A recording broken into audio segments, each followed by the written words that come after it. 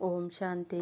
बाप दादा मधुबन। आज के ही मधुर मूल्य 6/5/2024। मीठे बच्चे, इस जन्म के पापों से हल्का होने के लिए बाप को सच सच सुनाओ और पिछले जन्मों के विकर्मों को योग अग्नि से समाप्त करो। प्रश्न: खुदाई खिदमतगार बनने के लिए कौन सी एक चिंता फुरना चाहिए? उत्तर: हमें याद की यात्रा में रहकर पावन जरूर बनना है। पावन बनने का फुरना चाहिए।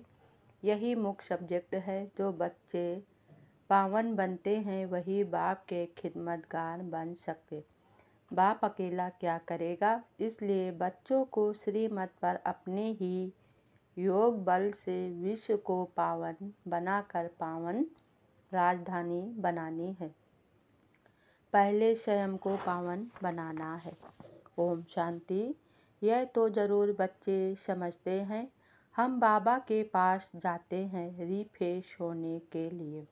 वहाँ सेंटर्स पर जब जाते हैं तो ऐसे नहीं समझ सकते तुम बच्चों की बुद्धि में है, बाबा मधुबन में है। बाप की मुरली चलती ही है बच्चों के लिए। बच्चे समझेंगे हम जाते हैं मधुबन में मुरली सुनने।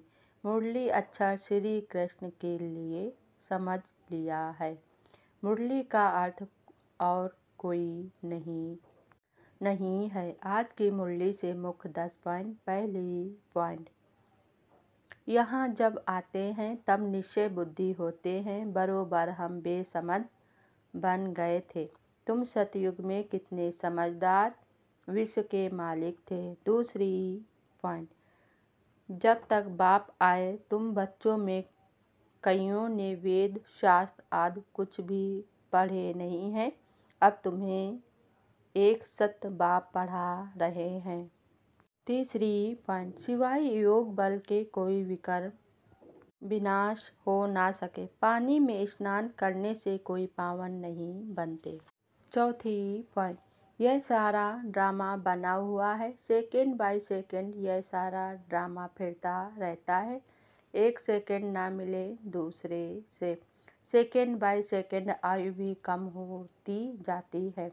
पांचवी पॉइंट, इस समय बाप तुमको जो समझाते हैं उनके फिर भक्ति मार्ग में त्यौहार मनाए जाते हैं। इतने मेले मखाड़े आदि होते हैं। छठवीं पॉइंट, तुम जानते हो मम्मा बाबा योग बल से ऐसा फरिश्ता बनते हैं तो हम भी बनेंगे। यह सब बातें बाप इसमें प्रवेश कर तुमको समझाते हैं। सातवीं पॉइंट, तुम बच्चे कहाँ भी जाते हो तो मैसेंजर की निशानी यह बैच साथ में ज़रूर चाहिए। भल कोई हंसी करे, इस पर क्या हंसी करेंगे। तुम तो यथार्थ बात सुनाते हो। यह बेहद का बाप है। उनका नाम शिव बाबा व कल्याणकारी है। आठवीं पॉइंट, जिनका पूरा योग बल होगा वह समझेंगे बाबा अभी बैठकर याद की यात्रा सिखला रहे हैं। बच्चे भी याद में रहते हैं तो मदद मिलती है।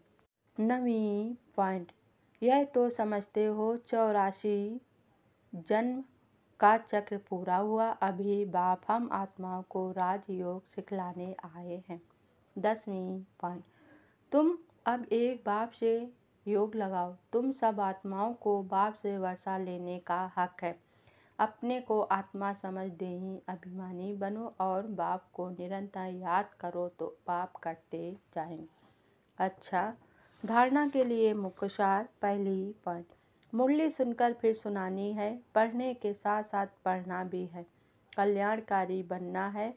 बैच मैसेंजर की निशानी है, यह सदा लगाकर रखना है। दूसरी पॉइंट, विश्व में शांति स्थापन करने के लिए याद की यात्रा में रहना है।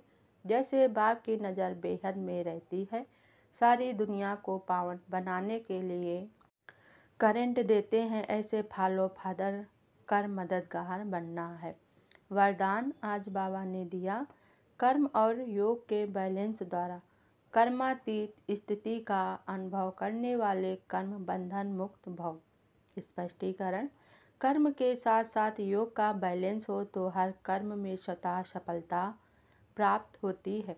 कर्मयोगी आत्मा कभी कर्म के बंधन में नहीं फंसती। कर्म के बंधन से मुक्त हो ही कर्मातीत कहते हैं। कर्मातीत का अर्थ यह नहीं है कि कर्म से अतीत हो जाओ। कर्म से न्यारे नहीं, कर्म के बंधन में फंसने से न्यारे बनो। ऐसी कर्मयोगी आत्मा अपने कर्म से अनेकों का कर्म श्रेष्ठ बनाने वाली होगी।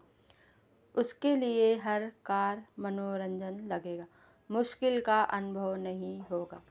स्लोगन आज बाबा ने दिया, परमात्म प्यार ही समय की घंटी है जो अमृत वेले उठा देती है। ओम शांति।